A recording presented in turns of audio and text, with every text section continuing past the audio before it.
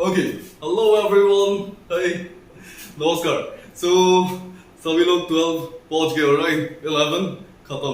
चलो बढ़िया है मारुतिस, कॉन्ग्रेचुलेशंस, तुम लोग नए क्लास में प्रमोट हो चुके हो। तो अपन आज शुरू करेंगे यहाँ पे कुछ नया। प्रोबेबली पहले मिल चुका है, ये सब पहले सुना हुआ होगा, लेकिन हम लोग फिर से यही सब एक बार दोहराएंगे, ठीक है? और कुछ नए चीजें जानने को कोशिश करेंगे, ठीक है? तो अपन आज पहला चैप्टर जो आज हम लोग शुरू करने वाले हैं वो है सॉलिड स्टेट, ठीक है? सुना सुना सा लग रहा है ना? सॉलिड सुना है, डेफिनेटली क्लास 9th में सुना था, राइट? तो कुछ बहुत तुम लोग जानते हो, शायद कुछ बहुत इंफॉर्मेशन मैं तुमको दूंगा इस वीडियो के थ्रू।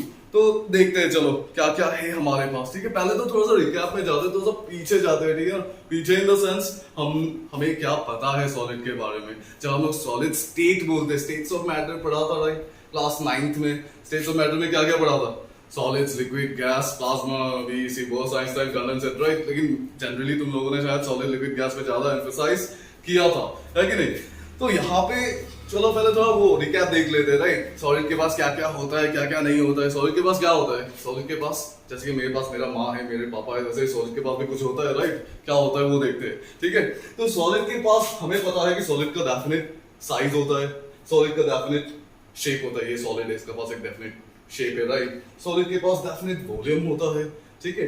देन अगर हम लोग आगे जाए तो सॉलिड के फ्लेक्सिबिलिटी के बारे में अगर हम लोग बात करते हैं, फ्लेक्सिबिलिटी, तो मैं यहाँ पे अगर मैं डांस कर रहा हूँ तो मेरे पास कुछ ना कुछ फ्लेक्सिबिलिटी है, राइट? तो जब कोई हार्ड, स्ट्रॉन्ग, रिजिड सॉलिड के बारे में हम लोग बात करेंगे तो क्या होता है, सॉलिड का फ्लेक्सिबिलिटी बहुत कम होता है। अगर मैं इस सॉलिड को अगर मैं ज्यादा फोर्स दूं, ज्यादा बैंड करने की कोशिश करूं, तो क्या होगा? ये सॉलिड, ये पर्टिकुलर मार्कर क्या हो जाएगा? ये टूट जाएगा, राइट? तो फ्लेक्सिबिलिटी बहुत कम होता है सॉलिड्स का। At the same time diffusion थोड़ा बहुत याद आ रहा है? डिफ्यूजन कुछ मिक्सिंग। जब हम लोग सॉलिड के बारे में बचपन में पढ़ते थे तब वहां में हमें कुछ चीजें क्लियर हुआ था। कैसा टाइप का चीजें कि सॉलिड जनरली किसी ना कोई दूसरे टाइप के मैटर के साथ मिक्स नहीं होता है। क्यों नहीं होता है? क्योंकि सॉलिड को अगर हम कोई भी सॉलिड को अगर जूम इन करके देखेंगे, ठीक है ना, बहुत ज्यादा अगर जूम इन करके देखेंगे तो सॉलिड के पार्टिकल कैसे होते हैं? एक दूसरे के साथ बंधे हुए होते हैं, मतलब उनके बीच में कुछ ज्यादा स्पेस होता नहीं है। आप समझ में आ रहा है? देखो, कोई भी चीज बनता है कंस्टिट्यूएंट पार्टिकल से। अब इसके अंदर बहुत सारे एटम्स होंगे, राइट? तो वो सारे एटम्स कैसे पैक्ड होंगे? एक सॉलिड के एटम्स काफी क्लोज पैक्ड रहते हैं, ठीक है ना, क्लोज रहते हैं compare two liquids and gases. Liquids में क्या होता है, प्यार मोहब्बत थोड़ा सा कम होता है, लिक्विड में थोड़ा सा कम होता है, वो दूर दूर रहते हैं। और गैस के केस में कुछ ज्यादा ही कम होता है प्यार मोहब्बत, वो ज्यादा दूर दूर रहते हैं, ठीक है? तो यहाँ पे अपन देखेंगे इससे आगे, ठीक है ना, इससे आगे और क्या क्या देखने मिलता है, ठीक है ना, क्लास 12 में। वो तो 9th में पढ़ा था ना, अभी 3 साल आगे आ चुके हो, राइट? तो इसके आगे हम लोग देखेंगे melting point and boiling point के बारे में भी। जब हम लोग सॉलिड्स के बारे में बोलते हैं तो जनरली सॉलिड्स का melting point and boiling point काफी हाई होता है, ठीक है ना? काफी हाई कैसे होता है? देखो, अगर कोई चीज काफी स्ट्रांगली पैक्ड है कि नहीं, काफी स्ट्रांगली पैक्ड है, मतलब कोई चीज का पार्टिकल्स काफी स्ट्रांगली पैक्ड है, तो उसको तोड़ने के लिए हमें क्या करना पड़ेगा? बहुत ज्यादा हीट देना पड़ेगा, राइट? तब जाके वो टूटेगा, उनका रिलेशनशिप तभी ब्रेक होगा, राइट? तो बेसिकली क्या होता है, एक सॉलिड के केस में हमें बहुत ज्यादा हीट देना पड़ता है, तब जाके वो मेल्ट होता है, तब जाके वो टूटता है, उनके बीच का फोर्स तभी टूटता है, ठीक है ना? तो इनका मेल्टिंग पॉइंट काफी हाई होता है, ठीक है ना? एंड इसके अलावा भी हमने और भी कुछ पढ़ा था। Generally solids are good conductors. Conductors क्या होता है? कंडक्टर्स जिसके थ्रू से इलेक्ट्रिसिटी पास हो सके। तो जनरली जब हम लोग सॉलिड्स के बारे में बात करते हैं, क्योंकि उनके इंटर पार्टिकल डिस्टेंसेस काफी कम होते हैं, इनके अंदर के पार्टिकल्स काफी क्लोज होते हैं ना, तो ये लोग काफी गुड कंडक्टर्स होते हैं ना। जनरली एक्सेप्शंस तो होते ही है, केमिस्ट्री पढ़ाने वालों तो एक्सेप्शन तो होते ही। तो जनरली ये लोग गुड कंडक्टर्स होते हैं, ये लोग इलेक्ट्रिसिटी कंडक्ट होने देते हैं अपने थ्रू से, इलेक्ट्रिसिटी पास होने देते हैं, ठीक है? तो ये सब अपन को पता है, साइज, शेप, वॉल्यूम, ठीक है? इसके आगे जाते हैं, यहाँ पे क्लास 12 में अपन को क्या पढ़ने मिलेगा सॉलिड स्टेट में, ठीक है? सॉलिड स्टेट को हमने क्लासिफाई किया है यहाँ पे, मतलब डिवाइड किया है अलग अलग टाइप्स में, ठीक है ना, अलग अलग टाइप्स में। तो जनरली हमने सॉलिड्स को क्लासिफाई किया है 2 डिफरेंट टाइप्स में, ठीक है? एक है तुम्हारा क्रिस्टलाइन सॉलिड्स और दूसरा है एमरफस सॉलिड्स। जब इन दोनों सॉलिड्स के बारे में हम लोग बात करते हैं, ठीक है, दोनों तो सॉलिड ही है। अभी सॉलिड के अंदर भी हम लोग पार्शियलिटी करने लग गए हैं, मतलब तुम अलग वाले सॉलिड हो, तुम अलग वाले सॉलिड हो, बात समझ रहे हो ना? तुम काले हो, तुम गोरे हो, काइंड ऑफ लाइक दैट, ठीक है? तो बेसिकली इन दोनों ये जो डिफरेंसेस आ रहा है, तो ये लोग के लिए आई मीन कुछ बेसिक चीजें जिसके टर्म्स पे इन लोगों को हमने चेंज किया है, ठीक है ना, दोनों अलग अलग है हम बताएंगे, ठीक है, इस वीडियो में, ठीक है। तो चलो आगे बढ़ते हैं। Solids are divided into two different types. The first type is crystalline solid and the other is amorphous solid, ठीक है। तो बेसिकली पहले देखते हैं इन टर्म्स ऑफ अरेंजमेंट कैसे दोनों अलग अलग है। अरेंजमेंट, अभी अरेंजमेंट जब बोलते हैं तो समझ में आ रहा है। अरेंजमेंट मतलब इनके अंदर के कंस्टिट्यूएंट पार्टिकल्स, मतलब जिससे ये सॉलिड बना हुआ है, ठीक है। जब हम क्रिस्टलाइन सॉलिड्स के बारे में बात करते हैं, ठीक है ना, यहाँ पे हमें रेगुलर अरेंजमेंट देखने को मिलता है। रेगुलर अरेंजमेंट मतलब प्रॉपर अरेंजमेंट देखने को मिलता है। अब ये कैसा टाइप का अरेंजमेंट है? देखो एक सॉलिड है मेरे पास, ठीक है ना, ये मेरा एक सॉलिड है जिसके अंदर ये कंस्टिट्यूएंट पार्टिकल्स है, जिसके अंदर ये कंस्टिट्यूएंट पार्टिकल है। देखो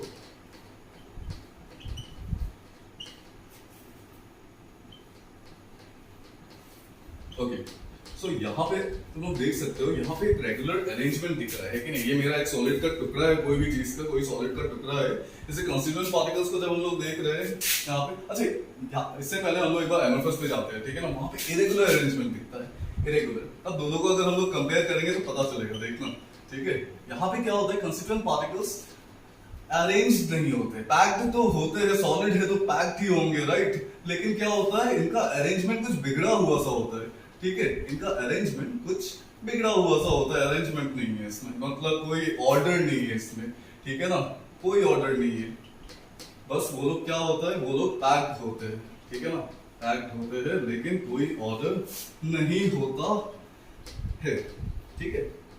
दोनों पे देखो, एक चीज देखो, दोनों पे यहाँ पे देखो A B C A B C A B C A, मतलब सीन को देखो, यहाँ पे क्या हो रहा है, सारे पार्टिकल्स एक अरेंज मैनर में है। ए के बाद बी आ रहा है, डी के बाद सी आ रहा है, सी के बाद ए आ रहा है कि नहीं। यहाँ पे वैसा कुछ सीन नहीं, यहाँ पे ए के बाद सी आ रहा है, यहाँ पे कहीं ना कहीं ए के बाद बी भी आ रहा है, मतलब अरेंजमेंट यहाँ पे गड़बड़ा जाता है थोड़ा सा, ठीक है। मतलब यहाँ पे भी ये होता है, ऐसा नहीं कि क्रिस्टलाइन सॉलिड्स में कंप्लीटली एवरीवेयर, ठीक है ना, कि ये अरेंजमेंट रहता है। यहाँ पे भी कहीं ना कहीं अरेंजमेंट में प्रॉब्लम होता है, लेकिन ये लॉन्ग रेंज में ये अरेंजमेंट रहता है। और यहाँ पे वो चीज नहीं दिखने को मिलता है, यहाँ पे ये अरेंजमेंट शॉर्ट रेंज में रहता है। मतलब ये देखो पहला रो देखो, पहला कॉलम, यहाँ पे क्या हो रहा है, ये एबीसी अरेंज तो है, लेकिन अगले वाले से नहीं है, सी ए हो गया, ठीक है। तो यहाँ पे ये अरेंजमेंट कहीं ना कहीं प्रॉब्लम होता है, ठीक है। यहाँ पे प्रॉपर अरेंजमेंट है, ठीक है। जैसे कि फॉर एग्जांपल अगर हम लोग लेते हैं, ठीक है ना, अरेंजमेंट में अगर हम लोग एग्जांपल लेते हैं, यहाँ पे आ जाता है तुम्हारा क्रिस्टलाइन सॉलिड्स के अंदर आता है मार्बल, ठीक है ना, यहाँ पे आता है मार्बल, जिसका केमिकल फॉर्मूला होता है CaCO3, ठीक है, कैल्शियम कार्बोनेट। इरेगुलर अरेंजमेंट में एग्जांपल आता है चॉक, चॉक का भी केमिकल फॉर्मूला होता है CaCO3। Try to understand here, okay, try to understand here, दोनों का केमिकल कॉम्बिनेशन वही है, कंपोजिशन, ठीक है। यहाँ पे भी कैल्शियम कार्बोनेट है, यहाँ पे भी कैल्शियम कार्बोनेट है। अब डिफरेंस कहाँ पे आ रहा है ये देखो, जब हम लोग एक क्रिस्टलाइन सॉलिड्स के बारे में बात करते हैं, मार्बल, जो कि एक मार्बल का पीस अगर मैं तुम्हें दूं, तुम उस पीस को तुम हाथ से नहीं तोड़ सकते हो, अनटिल एंड अनलेस तुम अगर कोई हल्क हो तो वो अलग सा सीन होगा, ठीक है। लेकिन जब हम लोग एक एमरफस सॉलिड्स के बारे में बात करते हैं, चॉक पता है ना, वो जो सर लोग लिखते हैं ना बोर्ड पे, वही वाला चॉक के बारे में बात कर रहे हैं। वो वाला चॉक कोई एक बच्चा भी तोड़ सकता है कि नहीं, वो आराम से टूट जाता है। यहाँ पे ध्यान देने वाला चीज ये है, ये भी कैल्शियम कार्बोनेट है, ये भी कैल्शियम कार्बोनेट है, लेकिन चॉक फ्रेजाइल होता है, मतलब वो टूट जाता है, वो इजीली टूट जाता है। यहाँ से अगर मैं एक चॉक को नीचे गिरा वो टूट जाएगा, लेकिन मार्बल नहीं टूटता है। The reason behind is that the regular arrangement that is seen in case of a marble, okay, and when in case of amorphous solids यहाँ पे कोई रेगुलर अरेंजमेंट नहीं है इनके बीच में, क्योंकि इरेगुलर अरेंजमेंट है, इनके बीच का अट्रैक्शन काफी वीक होता है। ड्यू टू विच क्या होता है, थोड़े से फोर्स देने पे क्या होता है, ये टूट जाता है, ब्रेक हो जाता है, ठीक है, सिंपल है, ठीक है। तो ये पहला डिफरेंस था क्रिस्टलाइन एंड एमरफस सॉलिड्स के बीच का, ठीक है। अगले डिफरेंस में चलते हैं। अगला डिफरेंस है इन टर्म्स ऑफ नेचर। अब ये नेचर क्या है, नेचर के टर्म्स में हमने दोनों को अलग अलग चीजें बोला है, ठीक है। क्रिस्टलाइन सॉलिड्स को हमने बोला है कि क्रिस्टलाइन सॉलिड्स ट्रू सॉलिड्स होते हैं, क्रिस्टलाइन सॉलिड्स ट्रू सॉलिड्स होते हैं, ठीक है। और इनको हमने बोला है सूडो सॉलिड। ये अलग ही टाइप का डिस्क्रिमिनेशन चल रहा है यहाँ पे, ठीक है ना। एमरफस सॉलिड्स को सूडो सॉलिड्स बोल दिया, यहाँ पे क्रिस्टलाइन सॉलिड्स को ट्रू सॉलिड्स बोल दिया। अभी जिसने 11th सही से किया है, 11th स्टैंडर्ड जिसने सही से पढ़ा है, तो उनको पता होगा कि ये सूडो टर्म क्या है। है कि नहीं? फिजिक्स में ये काफी बार यूज हो चुका है शायद, जब हम लोग बोलते हैं कि सूडो सॉलिड, सूडो का मतलब होता है फेक, फेक मतलब फॉल्स, ठीक है? मतलब इसको बोल दिया है कि तुम सही हो, तुम सॉलिड हो, तुम सॉलिड हो ही नहीं, तुम सॉलिड ही नहीं हो, कुछ वैसा सीन है, ठीक है ना? मतलब इसको बोला गया है ये सुपर कूल्ड लिक्विड है, सुपर कूल्ड लिक्विड। अब तुम लोग सोच रहे हो इसका जस्टिफिकेशन कैसे होगा भाई? इसको फेक बोल दिया, इसको ट्रू बोल दिया क्रिस्टलाइन को। देखो अमरफस सॉलिड को फेक बोला है इन द सेंस, इसके एग्जांपल में आता है ग्लास, इसके एग्जांपल में आता है ग्लास। अगर तुम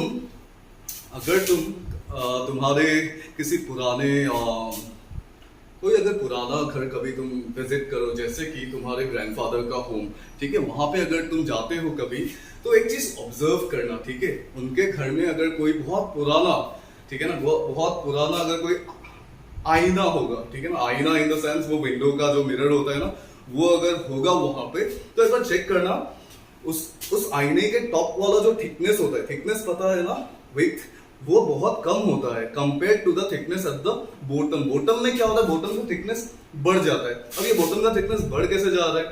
इंटरेस्टिंग है ना, है कि नहीं? बॉटम का थिकनेस बढ़ जा रहा है, ऊपर का थिकनेस कम हो रहा है, मतलब विद टाइम क्या हो रहा है, वो पर्टिकुलर सॉलिड मेल्ट हो रहा है, ठीक है ना? मतलब ग्लास को अपन बोल रहे हैं सुपर कूल्ड लिक्विड, मतलब इसको हम लोग कूलिंग कर करके सॉलिड बनाया है। इनिशियली ये सॉलिड था नहीं, ठीक है ना? तो during the years, you know, वो क्या होता है, वो धीरे धीरे मेल्ट होने को शुरू करता है। ये नया ग्लास में ये नहीं दिखेगा, ठीक है ना? ये सब सिर्फ पुराने ग्लासेस में ही दिखाई देगा, ठीक है? तो इससे हम लोग को पता चल रहा है कि क्रिस्टलाइन सॉलिड ट्रू सॉलिड्स होते हैं और एमरफस क्या होता है, सूडो सॉलिड्स होते हैं, सूडो, फेक। क्लास 9-10 में भी ये पढ़ा था वैसे, ठीक है ना? सूडो कोडिया कहीं ना कहीं बायोलॉजी में पढ़ा था, वो भी वहां पे मैं नहीं जाऊंगा, ठीक है ना? एक बार देख लेना, ठीक है? तो अगला पॉइंट में जाते हैं। अगला पॉइंट ऑफ डिफरेंस है मेल्टिंग पॉइंट। क्रिस्टलाइन का भी अलग मेल्टिंग पॉइंट होता है, एमरफस का भी अलग मेल्टिंग पॉइंट होता है, ठीक है ना? अब कैसे डिफरेंट आ रहा है यहाँ पे देखो, जब हम क्रिस्टलाइन सॉलिड के बारे में बात करते हैं, it melts at a definite temperature. Crystalline solid melt at a definite temperature, लेकिन एट द सेम टाइम अगर मैं ये एमरफस सॉलिड्स के बारे में बात करूं about melting point, it melts in a range of temperature, it melts in a range of temperature. अब इसका क्या डिफरेंस है भाई, है कि नहीं? Melts in a range of temperature, ultimately melt तो दोनों हो रहा है, लेकिन एक कोई डेफिनेट टेम्परेचर में मेल्ट हो रहा है और दूसरा क्या हो रहा है, एक रेंज ऑफ टेम्परेचर में मेल्ट हो रहा है। मतलब फॉर एग्जांपल ले लेते हैं, ठीक है? एग्जांपल अगर इसमें हम लोग लेते हैं सपोज मार्बल, ठीक है ना? अगर मैं एक मार्बल को हीट कर, मान लेते हैं मार्बल 100 डिग्री पे मेल्ट होता है, ठीक है ना? तो मार्बल 99 डिग्री सेल्सियस तक मेल्ट होगा ही नहीं, तुम हीट देते रहो, वो 100 डिग्री पे ही मेल्ट होगा। 100 डिग्री पहुंचेगा, वो all of a sudden melt हो जाएगा एक डेफिनेट टेम्परेचर में, ठीक है? लेकिन जब हम लोग एमरफस सॉलिड्स में आते हैं, ठीक है, फॉर एग्जांपल अगर हम लोग कोई प्लास्टिक उठा लेते हैं, ठीक है ना, प्लास्टिक एमरफस सॉलिड्स में आता है, तो उस प्लास्टिक को अगर अपन मेल्ट करते हैं, हीट करते हैं, वो एक रेंज ऑफ टेम्परेचर में मेल्ट होता है, ठीक है ना? तुम शुरू में हीट कर रहे हो, थोड़ा सा मेल्ट हो रहा है, थोड़ा करके धीरे धीरे ज्यादा मेल्ट हो रहा है एंड फाइनली मेल्ट होगा, मतलब एक रेंज में मेल्ट हो रहा है। लेकिन क्रिस्टलाइन सॉलिड्स के बारे में जब बोल रहा हूँ, ऐसे एग्जांपल दिया था, मार्बल 100 डिग्री में मेल्ट नहीं होता है, ठीक है ना? उससे बहुत ज्यादा टेम्परेचर तुम्हें देना पड़ेगा। लेकिन क्या हो रहा है, try to understand the main part. Marble अगर 100 डिग्री में मेल्ट हो रहा है तो 99 डिग्री तक वो कोई मेल्टिंग दिखाएगा ही नहीं, ठीक है ना? कोई चेंजेस नहीं दिखाएगा, कोई फिजिकल प्रॉपर्टीज चेंज होगा नहीं, वो वैसा का वैसा ही रहेगा at a definite temperature, at a defined temperature क्या होगा, वो मेल्ट हो जाएगा, ठीक है? इट्स समथिंग लाइक दैट, ठीक है? तो that is all about melting point. अगला वाला में चलते हैं, ठीक है ना? अगला difference between amorphous and crystalline, अगला डिफरेंस है क्लीवेज प्रॉपर्टी। अभी ये क्लीवेज प्रॉपर्टी क्या है देखते हैं। देखो, अगर मैं सॉलिड को कहीं से काटूं, ठीक है ना, इसको अगर मैं एक नाइफ से काटूं, ठीक है, तो क्या होगा पता है? When it comes to crystalline solid, हमें स्मूथ सरफेसेस मिलेंगे, स्मूथ एंड प्लेन सरफेस मिलेगा, एंड प्लेन सरफेस, ठीक है? मतलब काटने के बाद जो सरफेस मिलेगा वो स्मूथ एंड प्लेन होगा। लेकिन एट द सेम टाइम अगर मैं कोई एमरफस सॉलिड्स को काटूं तो वो स्मूथ एंड प्लेन सरफेस नहीं मिलेगा। यहाँ पे क्या होगा, यहाँ पे हमें रफ सरफेसेस मिलेगा, रफ सरफेसेस, ठीक है ना? क्यों रफ सरफेसेस? इनका अरेंजमेंट प्रॉपर नहीं था ना, इनका अरेंजमेंट प्रॉपर नहीं था, इधर उधर सारे मिक्स्ड अप थे। तो डेफिनेटली क्या होता है जब हम लोग इसको काटते हैं ना, स्मूथ सर्फेसेस निकलता नहीं, उबड़ खाबड़ रहता है, ठीक है ना। लेकिन जब हम लोग क्रिस्टलाइन के बारे में बात करते हैं, वहां पे ये उबड़ खाबड़ नहीं दिखता है, वहां पे प्रॉपरली क्या होता है, एक स्मूथ सर्फेस निकल के आता है काटने के बाद, ठीक है। तो ये था in terms of cleavage property, ठीक है। फाइनली और एक छोटा सा प्रॉपर्टी है, दैट इज फिजिकल प्रॉपर्टीज। अब ये फिजिकल प्रॉपर्टीज क्या है, ठीक है। जब हम लोग क्रिस्टलाइन सॉलिड्स के बारे में बात करते हैं तो इसका प्रॉपर्टी अलग होता है, एमरफस सॉलिड्स का प्रॉपर्टी अलग होता है, ठीक है। एमरफस को हम लोग बोलते हैं it is isotropic in nature, isotropic in nature, isotropic in nature. और इधर क्रिस्टलाइन को हम लोग बोलते हैं एनिसोट्रोपिक इन नेचर। अब ये थोड़ा सा अजीबोगरीब टर्म्स है ना, अजीबोगरीब तो है, लेकिन ट्राई टू अंडरस्टैंड। फिर से बोलूंगा, जिसने 11 बढ़िया से किया है तो ये आइसो वाला टर्म शायद समझ में आएगा। आइसो मतलब सेम प्रॉपर्टीज, सेम प्रॉपर्टीज, ठीक है ना। मतलब जब हम लोग एक एमोफस सॉलिड के बारे में बात करते हैं, ठीक है ना, तब इसके प्रॉपर्टीज कैसे होते हैं, हर डायरेक्शन में इसके सेम प्रॉपर्टीज होते हैं। फॉर एग्जांपल एक ले लेते हैं, सपोज खिचड़ी खाते हैं ना हम लोग, तो खिचड़ी का एक अगर प्लेट लेते हो तुम, अगर एक कॉर्नर से एक स्पून लो, बीच में से एक स्पून लो, या फिर कोई दूसरे कॉर्नर से एक लो, ठीक है ना, उसका टेस्ट हर तरीके से सेम ही लगेगा। ऐसा नहीं कि कॉर्नर में अलग टेस्ट आ रहा है, बीच में अलग टेस्ट आ रहा है, प्रॉपर्टी सेम रहता है, खिचड़ी ही लगेगा, ठीक है ना। लेकिन when it comes to crystalline solids, ठीक है ना, when it comes to crystalline solids, हर डायरेक्शन में प्रॉपर्टीज अलग होता है, हर डायरेक्शन में, ठीक है, हर डायरेक्शन में प्रॉपर्टीज अलग होता है। That is why crystalline solids को अपन बोलते हैं कि it is anisotropic in nature. कहीं ना कहीं बच्चे यहाँ पे डाउट में आ जाते हैं कि क्रिस्टलाइन में शायद आइसोट्रोपिक होता है और इधर एमरफस में एनिसोट्रोपिक नहीं। एमरफस में होता है आइसोट्रोपिक प्रॉपर्टीज और वहां पे होता है तुम्हारा anisotropic. So this is all about the first lecture of class 12। तो काफी इजी लगा है, राइट, काफी इजी है कि नहीं, सॉलिड स्टेट, राइट, पढ़ के आए थे, सब थोड़ा बहुत ज्यादा इंफॉर्मेशन शायद इधर मिल गया है, राइट। तो यहाँ से सभी को बहुत अच्छे से पढ़ना है, इसको मैं ज्यादा लेंदी नहीं बनाऊंगा अभी, ठीक है ना। इसके आगे हम जाएंगे, ठीक है, इसके आगे हम जाएंगे, वहां पे हम एमरफस सॉलिड के बारे में और बात नहीं करेंगे। This is all about amorphous solids. इस पूरे चैप्टर में अपन को क्रिस्टलाइन सॉलिड्स के बारे में ही बात करना है, ठीक है ना, कैसे इसको और फर्दर डिवाइड किया गया है, ठीक है ना, वो लोग कैसे होते, कैसे टाइप के सॉलिड्स होते हैं, उनकी कंडक्टिविटीज क्या है, एंड ये वो फलाना ढिमकाना, ठीक है ना, बहुत कुछ जानना है अबाउट क्रिस्टलाइन सॉलिड्स।